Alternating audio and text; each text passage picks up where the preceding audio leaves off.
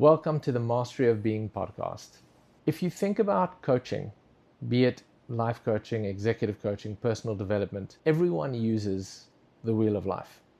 It's got about 8 segments, from personal to relationships to career to finance, etc. Because it's dealing with all the segments that we see in our lives. But what's really missing from the wheel is the hub. What drives the wheel? And that's where Mastery of Being sits. It sits at that center and it drives every single spoke on the wheel. Yeah, I was actually having a look at your website last night, just looking through like different areas that you focus on and how integrative coaching speaks to that exactly. Like, who is the one driving the wheel? Who's the one that, and I think that's quite a different approach to traditional coaching. Right. And which is why our coaching is so deep, why our training is so long, is because it's one thing to track accountability. Have you done your homework? What are the exercises that we spoke about last week? What are the goals that we set last week? What are the actions that we talked about? Have you done those? That's a lot of coaching, accountability, support, talking through that. But what we look at is what is driving the whole thing? Who is behind? Why don't you have the motivation to do these things that you say you want to do? What's getting in the way of that? What are the beliefs that are limiting you to actually putting into action something that you say that you want? Yeah. Instead of someone reminding you every day, well, have you thought of this? Have you thought of that? What about this? Have you tried that? So a lot of coaching is superficial, not that it's a problem or that it's bad. It just focuses on what is apparent. When I say superficial, I don't mean to say shallow and not good. It's just what's apparent, which is the thin layer on top. Yeah. As opposed to the entire system that's driving these outcomes or these expressions. Right. Yeah. So at Integrative Coaching, that's what we focus on. We want to see what's really happening underneath the hood. Yeah. Like, what is really driving you? Who is the you? What is you? What makes the you up? Is it just memories? Or is there something deeper? Yeah. Yeah, and I think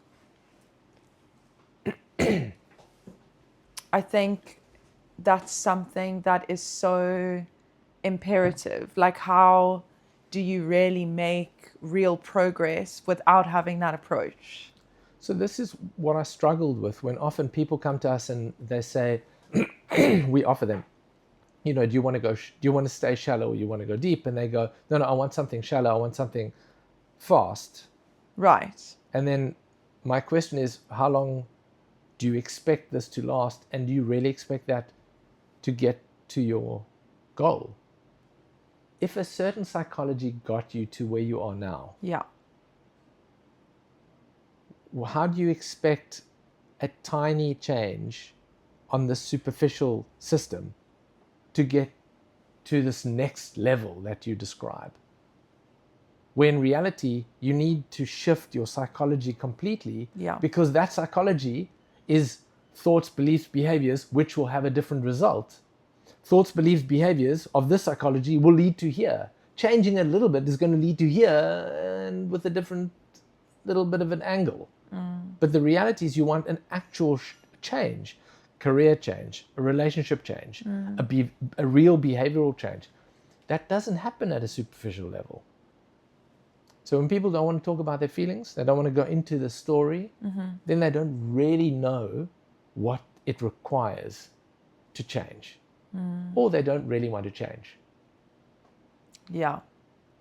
If it's a question that is someone who's looking to start coaching and doesn't know what they're going to get it, what are they getting themselves in for? Yes. Or they have some hesitation. Often we talk about, is this person coachable or not? Right. Okay. Are they teachable? Yes. Are you someone who is open to change because if you want a different outcome, I'm going to teach you something that's going to get you that outcome. But if you're not going to apply what I teach you, then you aren't coachable. Yeah. Then really you don't really want the outcome. Yes. You might look at the outcome and go, well, I think this outcome is going to get me something else. Okay, so that's what people might. That's why they want this. Yeah. They want it because it's a fantasy, but they think it's going to get them something else. But then that also leads to deeper coaching. Well, what is that about? Exactly, because that's actually where you'll be able to get to the. Exactly. Yeah. Which ultimately would lead to deeper coaching. Yes. But if they are not open to going into that, they just want this thing, then essentially they want their parent to give them that thing. Right. They don't really want to get it themselves. And that's too difficult to have a conversation about. It's too confronting, it's too threatening, and it brings up, what do you mean? I want mommy and daddy to give me this thing. Yeah. You know? Yeah. You can't say that to an adult. No. But it is, if it's a fantasy, then it is what they're asking for. And so then our coaching is not for them. Then the superficial type of coaching is going to be useful. Because then it's going to work on that superficial level up until they get frustrated that they're not getting the outcome that they want. And then often they come back to us to go, Okay. Actually, I am ready. Why? Because I got frustrated enough to realize that doesn't work. Yeah. Yeah. And like the sort of approach, like if someone's just starting, obviously, like you say, each person has a sort of different place that they're starting at. Is there like a process that somebody goes through? Like what would be the kind of general process? Do you start, because I know you also do like Enneagram, like. So the Enneagram is a great way to start. Yeah. But also quite confronting. Okay. Because it shows you the patterns, and then you will identify, you will self-identify. There Yeah. are some people that use an online assessment. Yes. It's not as accurate, but it's still very good. So you self-identify because you're self-selecting. Yeah. And you say, oh, I find myself like I'm a 3.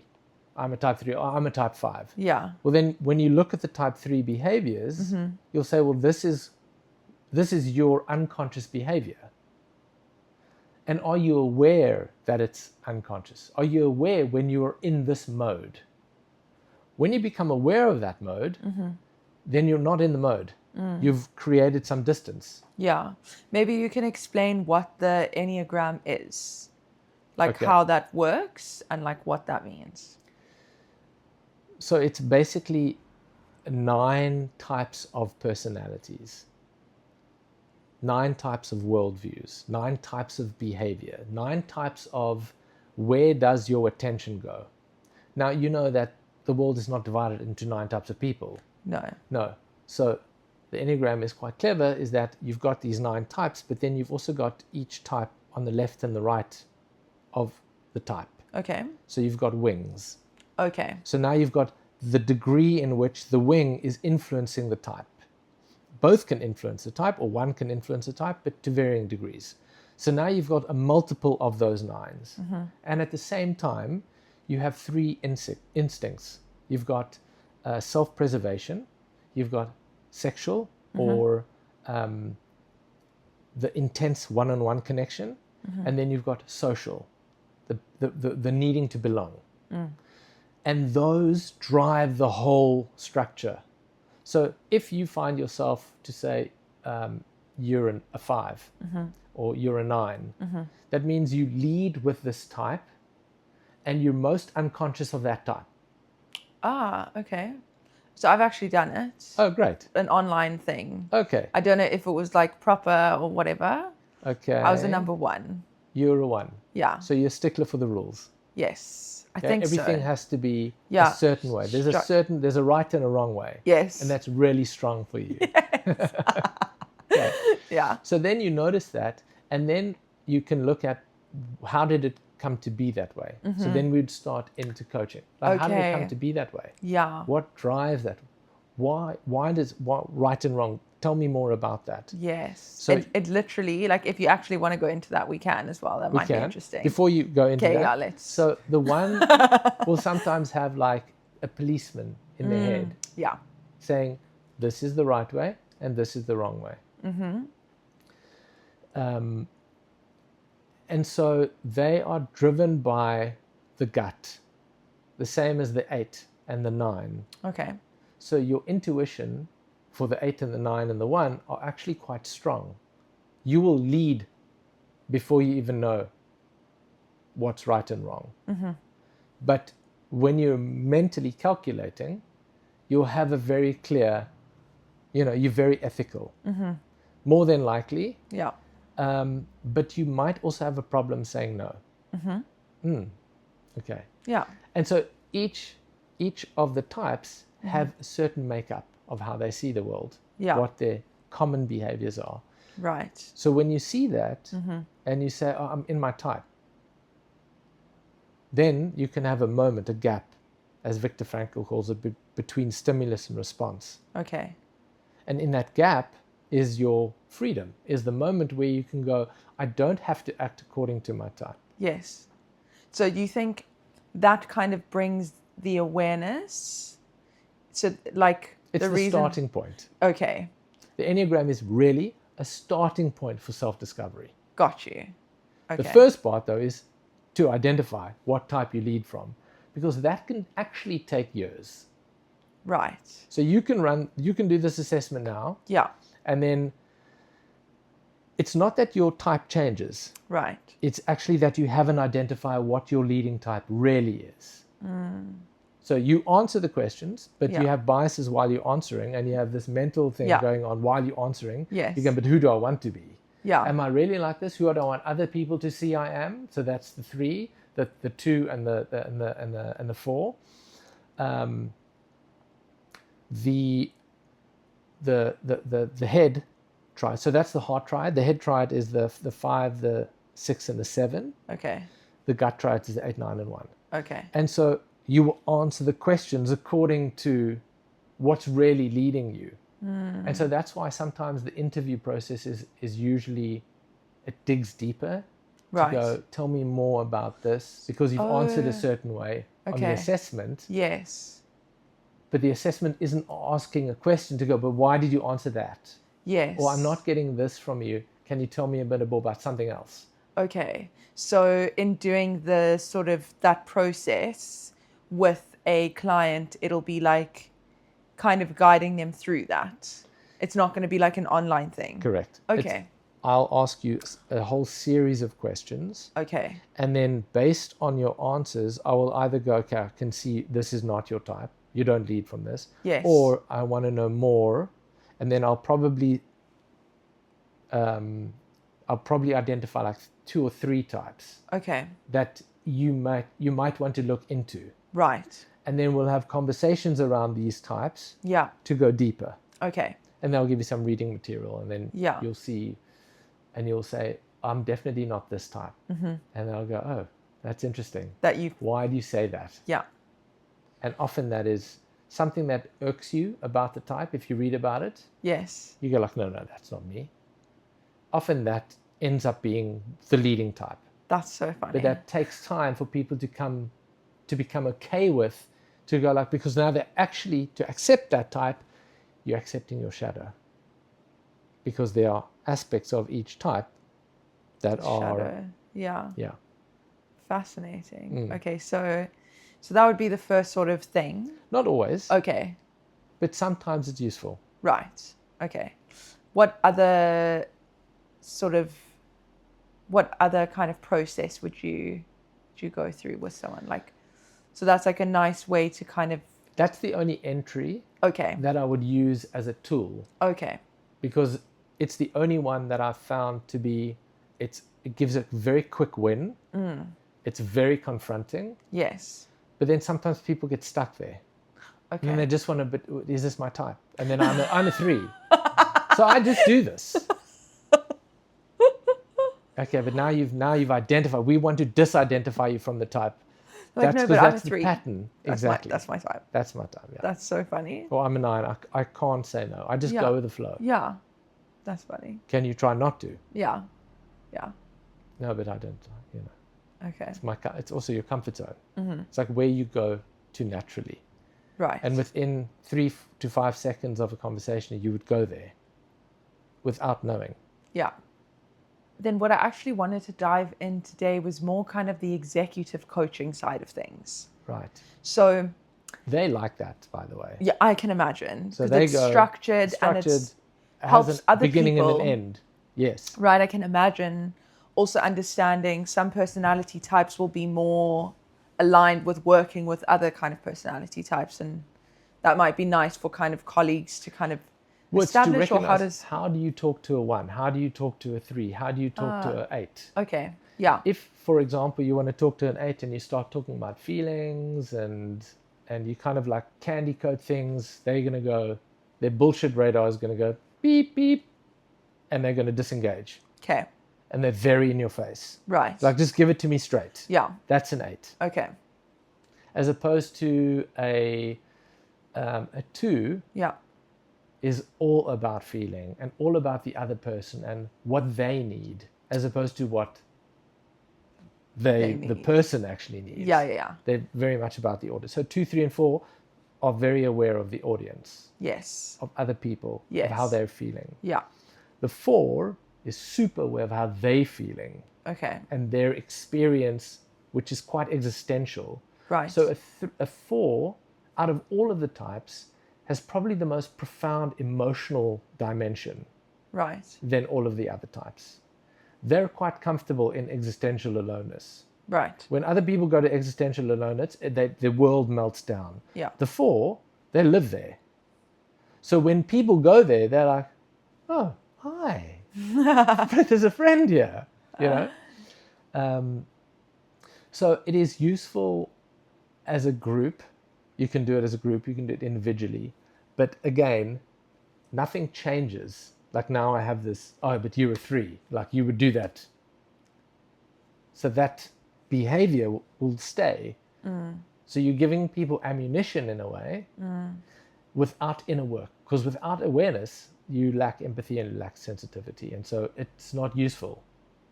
But for example, if you know you're talking to a 3, a 3 is about efficiency and optimization. So if you're talking to them, you just want to give them the 7 bullet points that they need to know. Right. Anything beyond that, you're going to lose them. Right. And they're going to become frustrated because they're like, I don't need to know this information. That's really irrelevant. Funny. I need to know this, and that's it. Thank you. They would be so thankful if you gave them that information in that way. Yes. Okay. That's actually helpful. Thank you. You know a 3. Often I'm like, no, I need help to think. Let's get like brainstorming. Hugo's like, what do I need to know, right? Yeah. I'm like, because I need to act. Yeah, exactly. Yeah. So funny. So 3s are, in general, in the population, 3s are highly successful people. Usually, a 3 will look at a problem and find out how to go around it or solve it or get to the outcome they want to get to. Yeah. And sometimes they do that in a way that it doesn't matter how they get there. Yeah. So I can break rules to get there. Yeah. And I can step over people to get there. Depends on how conscious or unconscious the individual is. Yeah. So there's a person who's a conscious 3 goes, oh, I know that I do this. I could step on 7 people getting to where I want to get to. Unconscious persons, doesn't matter. They don't even know they're stepping over people. But if you want to, if you're in business, you go like, I want to be successful. You ask the 3, how would you do this? Because they are going to give you the shortest roadmap to that outcome. Crazy. And it is. Yeah. And if you go and explore how did they get to do that, you see trauma. You see some kind of background problem that led them to become super efficient. Right. Because I have to be, what is the word? Capable. I have to do it. Because if I don't do it, it's not going to get done. Higher up in an organization, what does that look like? Someone who can't let go of, he can't delegate. So that type of person has to learn to delegate, has to learn to go, it's going to get done 80% of the 80% of the task, or at 80% of the level. Yeah. You will be able to do it better. However, if you want to run the company and you've got 10 people under you, you have to let go of things. Yes. And you have to let them do it. Right.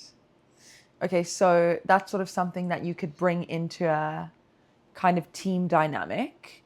Could you just explain like what executive coaching is? Is that more one-on-one coaching? Does that also fall under helping in a team dynamic in a company? It can be, but I find that the most productive and the most effective use, because as you can see, I'm maybe a 3,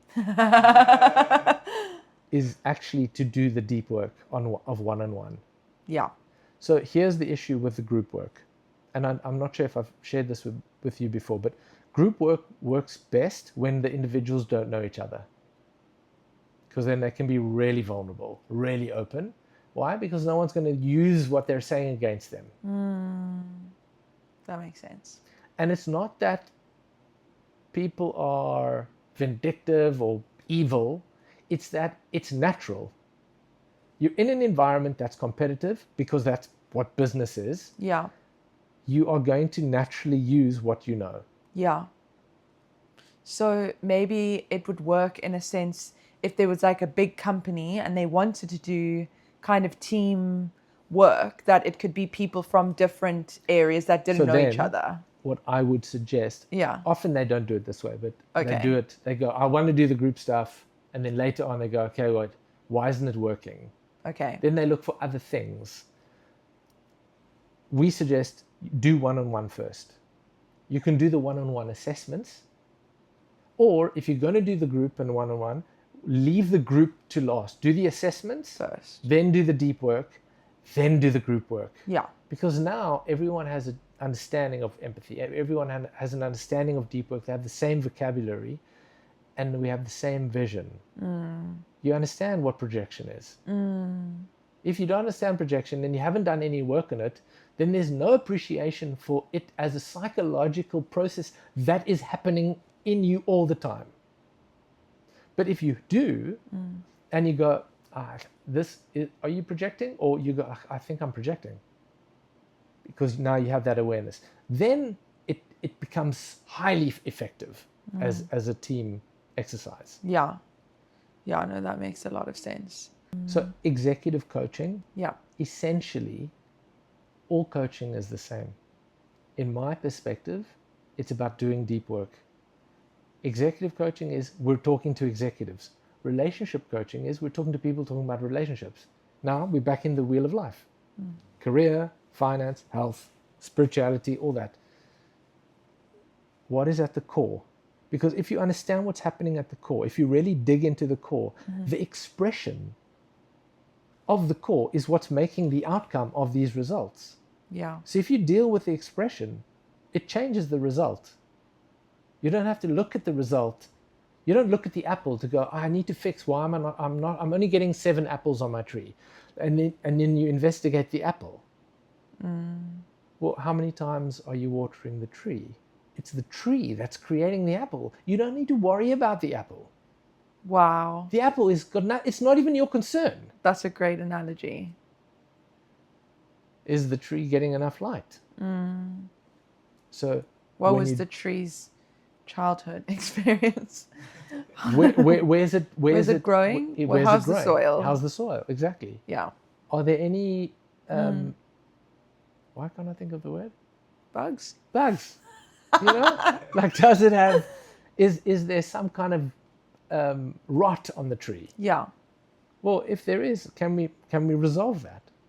Yeah, before looking at the apples. You know, the apple will take care of itself. Yeah. If the tree is healthy, the apples are coming. Yeah. You don't water the apple. No. So if each of the segments have a name. Yeah. Career coaching. Oh, that's about your career. Yeah. It's really just the doorway to a conversation that is going to lead to your psychology, Yeah. which leads somewhere even deeper. Yeah. The result or the purpose of doing this inner work and going on this journey, whether it be for a certain result that you want in your career, your relationship, your health, whatever it might be. Why do you think that doing this work in this kind of way is so important? I mean, I think that's a great question, because most people don't realize the glass ceiling or the shadow ceiling that is limiting them. If you say, are you operating at your peak potential? So if I ask a group of people, who of you are operating at peak potential? Okay. Who of you aren't operating at peak potential? So you've got two groups of people. Yeah. The first person doesn't know their shadow ceiling. The second person knows that they aren't operating. And so actually they're often more open to that possibility. The person who's saying, I'm already there, has no idea of the potential they actually have. Yes, they're already there, but in comparison to who? Their peers, who aren't operating at peak potential, or the same person who's operating at their level. But what are they possibly capable of? Changing the world? More than likely. But unless they can see that glass ceiling, they will never realize their peak potential, and then, or what's possible. And then you've got the group who say, well, I know there's more. Mm-hmm. I don't know what's getting in the way. Mm-hmm. They're open to growth. They also don't know what's possible for them. Yeah. Same kind of place in a way. Same thing. Exactly the same thing. Yeah. Yeah. Just two different levels of openness. Because it's difficult to tell someone there's so much more that you can offer if they're already offering what they think is incredible. I mean, that almost limits you in itself to think that, you know? Exactly. Yeah. Gary Vee said something. Yeah. Where, I mean, he's an incredible businessman. And he said, yeah, I don't meditate because I don't want to mess with what's happening in my head. And I realized in that moment he has no idea the value that meditation could give him, because he's afraid of losing what he has. That's all. So he's just afraid. And that's a normal fear. It's a normal fear for anyone to do deep work. Literally. Which is, this is what I'm familiar with, and this is what's possible, but I can't look at what's possible because I don't want to lose what's familiar. And what would you say to someone that says that? Literally that. You can't even imagine what you are missing. But I'm happy with what I've got. Yes, in relationship to everyone else, you seem to be doing good. But that can't be your potential. That's just your comparison. Perfect. Yeah.